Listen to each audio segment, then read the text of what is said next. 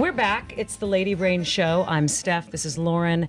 With us now is Beau Blaze. He's an alternative life coach.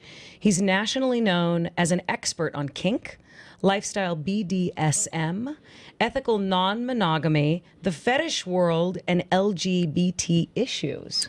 Beau has taught and lectured all over the country at hundreds of universities, conferences, and various alternative events. And now we get to have him here in our very own studio by way of Skype. Welcome, Beau Blaze. Hello. Hello. So I promised our listeners, for those people who didn't know what BDSM stood for, that you would tell us. So let's just get that part right out of the way. And then let's hear about what you do for a living. Okay, well, BDSM is actually bondage, discipline, sadomasochism, but also DS in the middle, dominance and submission. See, so it's tricky. It's three things. Oh, okay. Taking notes. But they all kind of mean the same thing. Well, they mean a lot, very similar in many ways, except that in some of those we're talking about the power is removed, right? In other words, if you're being dominant, that's different necessarily, you know, because that denotes the power in the relationship. I see. Right. So you came to us because there's been a very hot book out recently. There is a very hot book out called 50 Shades of Grey. And you're doing something that takes off on that, something you're working on now, the 50 Shades of Black and Blue? Yes. Yeah. So tell us a bit about your life coaching practice and how that all ties into the book as well. Well, what I do is I am an alternative life coach. I work with people of any type of alternative persuasion. My goal is basically to help people grow. I guess my overall philosophy is one of, helping people try to lose their fear and seek truth and basically find their integrity. And my motto has always been, when you stop growing, you start dying.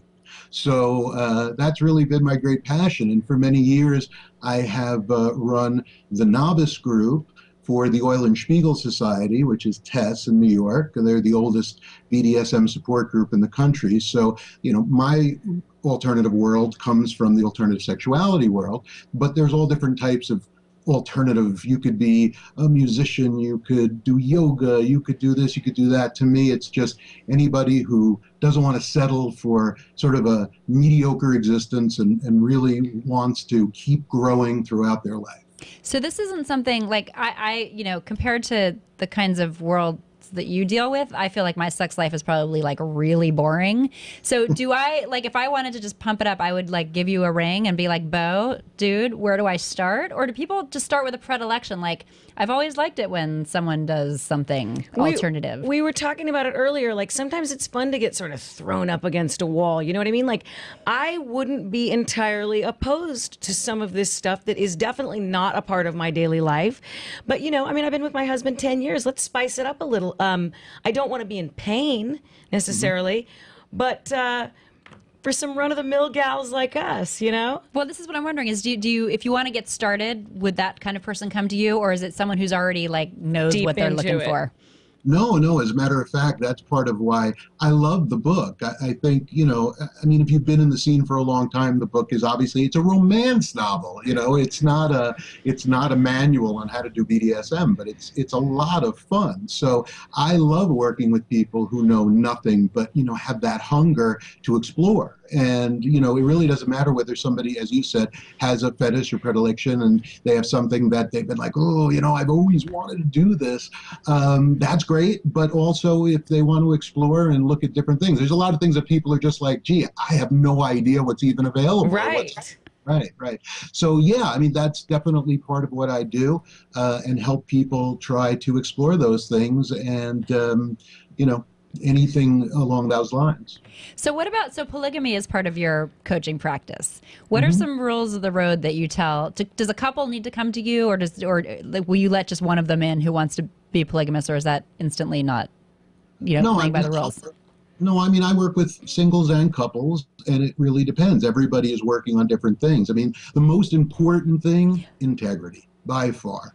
The most truth, honesty, integrity, they all kind of work together. If you're going to have a normal relationship, integrity honesty, communication. These things are important, but can you imagine when you're adding more than one person into the equation? That kind of it sort of mucks things up a little bit. Seems like that would be challenging. One couple is hard. Triad. So you're saying, I mean, integrity. That's come up now. I think that's one of your tenets, obviously, to making sure that you're coaching people in the right way. So if a couple comes to you, they both have to be on board, and it's got to be everything's out on the table. If we're going to go for polyamory here, he's going to be telling her everything and she's going to be telling him everything so that the integrity remains intact. Is that sort of the idea?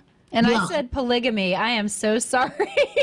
Polyamory. Polyamory, or as I like to say, totally different.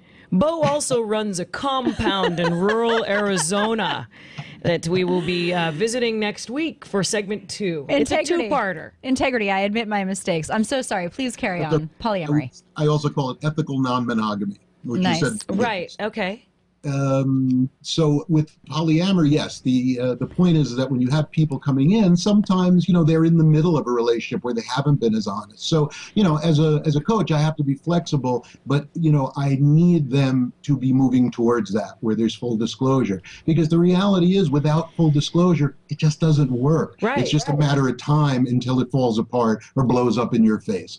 And the thing that's funny about it is that people don't realize just how easy it can be if you just start from the beginning, day one, and say, look, I'm just going to be honest. I'm just going to tell the truth. And it's just, we're sort of almost socialized that that's just not the way things work. If you don't tell the truth, don't be open in your relationship. Well, I always say you have to be willing to lose to gain in life. Right. That's a good saying.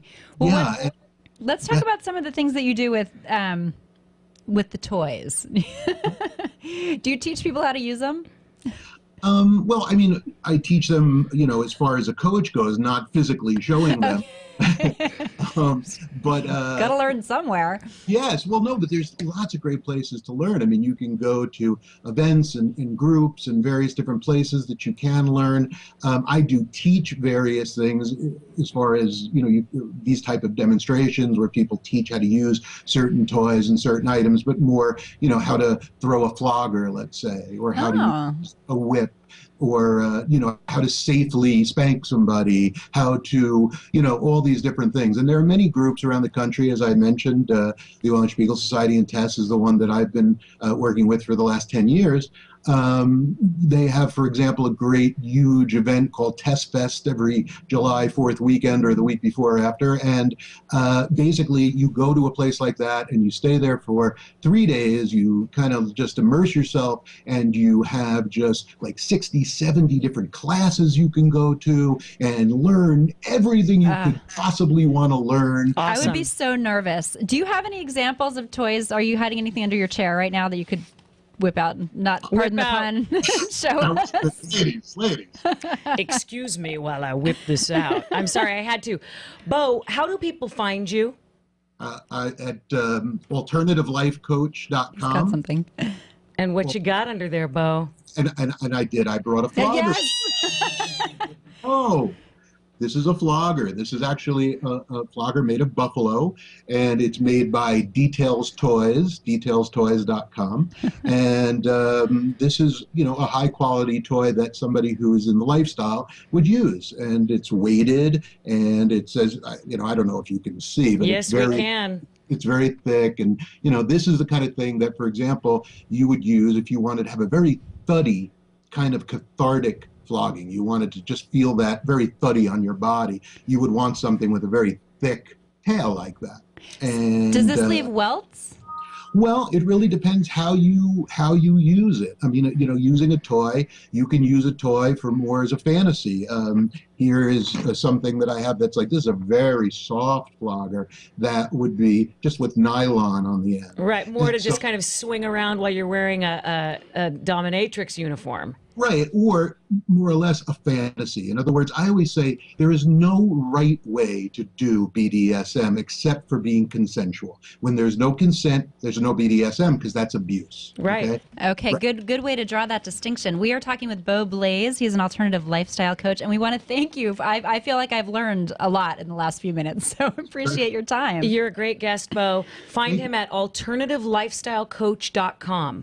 Just alternativelifecoach.com. Oh, so sorry. Thank you for the correction. Alternativelifecoach.com. All right, Bo Blaze, thank you so much. Thank you. Okay, next up, we'll dish out some Lady Brain advice. You can find our podcasts at theladybrainshow.com and sign up for our weekly email for a preview of our shows and special offers from our sponsors.